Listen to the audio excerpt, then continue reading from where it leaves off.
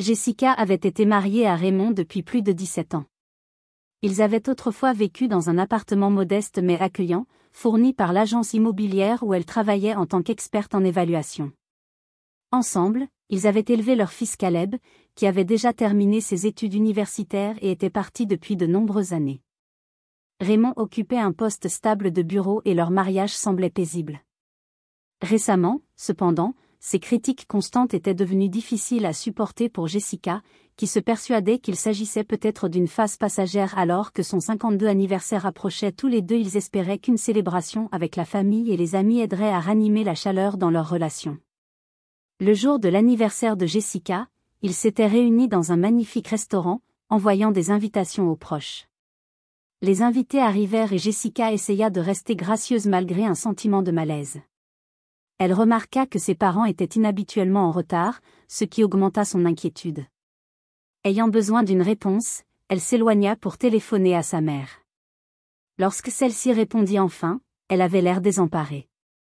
Jessica demanda d'une voix tremblante pourquoi il n'était pas arrivé. D'une voix tremblante, elle demanda pourquoi il n'était pas arrivé. Un silence suivit avant que sa mère ne révèle une nouvelle déchirante. Le père de Jessica était décédé ce matin-là. Jessica se sentit engourdie, son esprit refusant d'accepter la finalité de cette nouvelle. Submergée par le chagrin, elle retourna à la fête, les larmes coulant sur ses joues. Raymond remarqua immédiatement que quelque chose n'allait pas et demanda ce qui s'était passé. Lorsque Jessica expliqua que son père était mort, il répondit avec une indifférence glaçante, insistant sur le fait qu'il ne pouvait pas annuler la célébration parce qu'elle était déjà payée. Indignée par sa cruauté, Jessica annonça qu'elle devait partir, exhortant tout le monde à continuer de profiter du repas. En sortant, Raymond lui cria de ne pas en faire toute une affaire et qu'elle pourrait rendre visite à sa mère le lendemain. Le cœur brisé, Jessica partit, furieuse du manque de soutien inhumain de Raymond. Lorsqu'elle arriva dans la maison de son enfance, elle trouva sa mère seule dans l'obscurité, serrant contre elle le pull de feu son mari décédé. Elles s'étreignirent, toutes deux consumées par la douleur. Jessica se rendit compte que tout avait changé en une seule journée. Non seulement elle avait perdu son père, mais elle avait également découvert un côté cruel de son mari qui la faisait remettre en question tout leur mariage. Lors des funérailles, elle resta aux côtés de sa mère, recevant des condoléances, tandis que Caleb offrait un soutien discret et constant. Jessica observa les convives et remarqua que Raymond et sa famille étaient remarquablement absents, leur absence lui apparut comme une profonde trahison qu'elle ne pouvait ignorer. Plus tard, chez sa mère, Caleb demanda avec colère de savoir où étaient son père et ses grands-parents. Jessica ne put qu'agiter la tête, frustrée. Par la suite, la santé de sa mère se détériora et elle sombra dans une profonde dépression. Jessica peinait à gérer ses responsabilités professionnelles tout en prenant soin de sa mère. Raymond devint de plus en plus distant, se plaignant de la situation. Un soir, il proposa sans ménagement de placer sa mère dans une maison de retraite, pensant que cela les libérerait de toute responsabilité. Jessica refusa, car sa mère n'avait plus beaucoup de temps.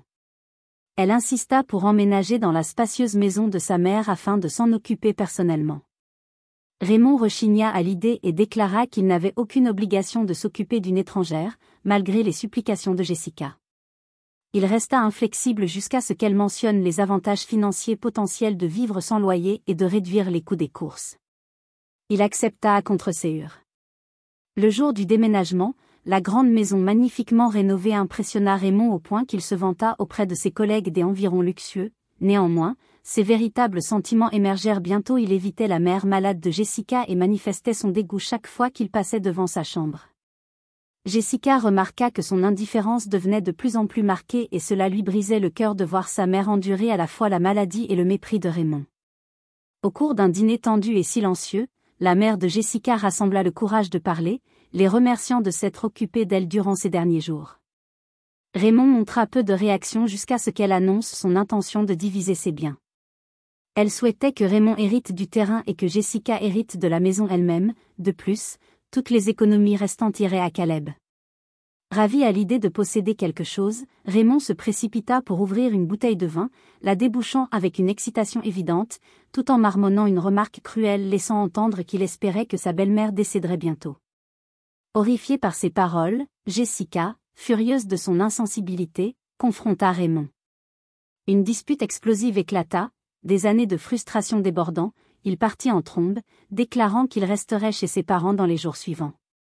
Jessica dut faire face à un déplacement professionnel urgent qu'elle ne pouvait refuser. Inquiète de laisser sa mère seule, elle en parla avec elle et sa mère suggéra spontanément un séjour temporaire en soins palliatifs jusqu'au retour de Jessica.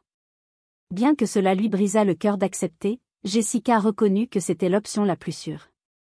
Elle garda délibérément cette information pour elle, ne la communiquant pas à Raymond qui continuait à l'éviter. Avant de partir, elle lui envoya seulement un bref message. 5 jours après le début de son voyage d'affaires, Jessica reçut un appel de Raymond, dont la voix débordait d'une satisfaction tordue. Il affirma avoir démoli sa précieuse maison. Il se vanta d'avoir vu les murs s'effondrer et le toit s'écrouler. Son objectif était de la forcer à la dépendance, lui rappelant que le terrain lui appartenait supposément. Jessica, choquée, sentit son esprit se troubler, mais elle laissa ensuite échapper un rire incrédule qui déconcerta Raymond.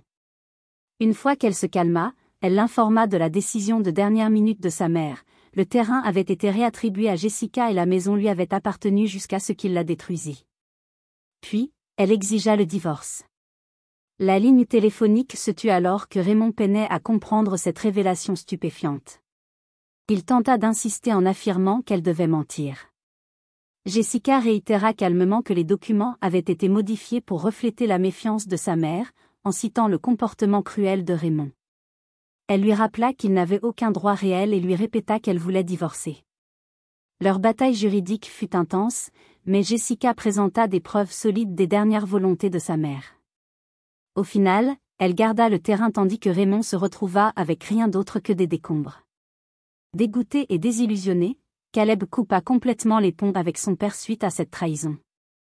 Jessica choisit de vendre le terrain qu'elle possédait désormais, le produit de la vente lui permit d'acheter un appartement modeste offrant stabilité et un nouveau départ. Cependant, la santé de sa mère continua de se détériorer. Jessica passa chaque jour aux soins palliatifs, essayant d'illuminer les derniers instants de sa mère. Lorsque celle-ci finit par décéder, Jessica organisa de petites funérailles privées. Une fois de plus, Raymond et sa famille ne se présentèrent pas, bien que cette fois-ci, Jessica fut soulagée par leur absence. Dans le silence qui suivit, elle pleura sa mère tout en se sentant étrangement plus légère, libérée des manipulations et de l'influence toxique de Raymond. Dans les semaines qui suivirent les funérailles de sa mère, Jessica commença à trier les affaires de cette dernière. Un soir, en naviguant en ligne, elle fit une découverte choquante. Plusieurs objets qui appartenaient indubitablement à sa mère étaient mis en vente, notamment un vase antique, un fauteuil précieux et les perles que le père de Jessica avait offertes à sa mère lors de leur anniversaire. Soupçonnant l'implication de Raymond, elle ressentit une montée de colère, déterminée à agir. Elle se rendit en voiture pour le confronter chez ses parents. Lorsque le père de Raymond ouvrit la porte, il apparut frêle mais la salua avec hostilité, ses paroles étaient cinglantes et blessantes, se moquant du malheur de sa famille. Jessica refusa de se laisser décourager, elle leur déclara qu'elle était au courant des annonces sur eBay et exigea le retour des héritages de sa mère. La mère de Raymond intervint en feignant de s'inquiéter, mais en insistant sur le fait que les objets leur appartenaient désormais, puisque la maison avait été autrefois promise à Raymond. La confrontation s'envenima lorsque Jessica soutint que ses possessions faisaient partie de son héritage et ne leur appartenaient pas. Finalement, ils lui claquèrent la porte au nez, refusant de céder. Jessica déposa alors un rapport officiel auprès des autorités et engagea une action en justice. Les parents de Raymond rendirent à contre-séur les biens de sa mère, ce qui lui sembla être une petite victoire. 7 mois plus tard, Jessica avait recommencé à retrouver ses repères, lorsqu'elle reçut la nouvelle que le père de Raymond était décédé. Il s'avérait qu'il luttait contre un cancer avancé, diagnostiqué trop tard pour être traité. Malgré leur passé conflictuel, Jessica ressentit une lueur de compassion, estimant que personne ne méritait une telle souffrance. Cette compassion fut rapidement éclipsée par la tension lorsqu'une convocation arriva. Le bureau du notaire exigeait sa présence pour la lecture du testament de son ancien beau-père. Ne comprenant pas pourquoi elle était incluse, Jessica se rendit auprès de Raymond, de sa mère et de Caleb, qui avaient également été convoqués, dans une salle d'attente austère. Raymond évitait le contact visuel et sa mère la fixait d'un regard acerbe, la traitant de profiteuse pour oser assister. Jessica garda son calme, laissant la présence rassurante de Caleb l'apaiser. Le notaire commença alors la lecture du testament. La maison du beau-père était léguée à Caleb tandis que le terrain et l'argent restant étaient attribués à Raymond et à sa mère. Une indignation éclata de leur part, affirmant qu'il était injuste de favoriser Caleb, qui avait déjà rompu les liens avec son père. Le notaire expliqua que le testament était valide et ne pouvait être contesté. Jessica ressentit un soulagement de voir son fils reconnu, bien qu'elle perçût des remous sous la surface de Raymond. 3 semaines s'écoulèrent et alors que Jessica se relaxait dans son appartement, un appel frénétique vint briser sa quiétude.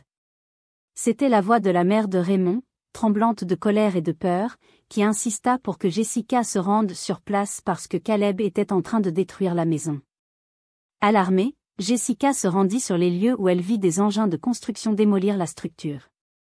Raymond et sa mère criaient aux ouvriers d'arrêter, mais Caleb restait ferme, dirigeant la démolition. À l'arrivée de Jessica, il expliqua qu'il se venguait de la destruction de la maison de sa grand-mère.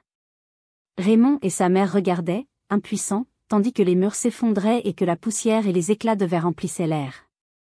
Bien que stupéfaite par l'intensité des actions de son fils, Jessica ne pouvait nier comprendre la rage qui l'animait. Elle voyait en Caleb la douleur d'avoir perdu ses grands-parents, la trahison de Raymond et le chagrin enduré par elle-même. Lorsqu'il lui expliqua la situation, elle lui dit doucement qu'elle ne l'arrêterait pas, comprenant que c'était peut-être sa seule manière de ressentir une once de justice. D'un hochement de tête de la part de Caleb, la démolition continua, tandis que les supplications de Raymond et de sa mère étaient étouffées par le grondement des machines. La maison s'écroula dans un nuage de finalité au fil des semaines qui suivirent. Jessica reprit sa vie tranquille. Un soir, un coup à sa porte révéla Raymond et sa mère, paraissant à la fois désespérés et épuisés. Ils prétendirent n'avoir nulle part où aller, suppliant Jessica de les laisser rester. Choquée par leur demande, après tout le mal qu'ils avaient causé, Jessica, déterminée à préserver sa paix, refusa. Elle leur rappela combien ils avaient traité sa mère cruellement et comment le comportement destructeur de Raymond avait presque compromis sa sécurité, indifférente à leurs supplications. Elle leur ferma la porte au nez et bloqua immédiatement leur numéro, refusant d'endurer davantage de chaos. Par des connaissances, Jessica découvrit que Raymond avait vendu le terrain vague où se trouvait autrefois la maison. Avec le produit de la vente, il avait acheté un petit appartement dans un quartier délabré de la ville, où il emménagea avec sa mère. Il peinait à joindre les deux bouts, leur vie jadis confortable réduite à un espace exigu et à des factures qui s'accumulaient. Pendant ce temps, la carrière de Jessica s'épanouissait, puisqu'elle se dédiait à son travail à l'agence immobilière, marchant dans son nouvel appartement, elle s'arrêtait souvent devant le bureau d'écriture restauré de sa mère, émue par les souvenirs qu'il évoquait. Dans ces moments de silence, elle sentait la tendre guidance de ses parents. Un jour, elle reçut un appel de Caleb qui annonçait avec enthousiasme ses fiançailles avec Chloé, une femme gentille et rayonnante. Jessica ressentit une joie immense à cette nouvelle, mais Caleb avait encore une chose à dire. Il avait décidé de ne pas inviter Raymond ni sa grand-mère au mariage, refusant que leur négativité ne ternisse son bonheur. Jessica comprit parfaitement. Au fil des mois, la vie de Jessica contrastait avec l'amertume de Raymond. Elle continuait à défendre les valeurs d'amour et de bonté que ses parents avaient inscrites dans son cœur, sentant leur douce fierté la guider vers un avenir plein d'espoir et libéré de tout fardeau.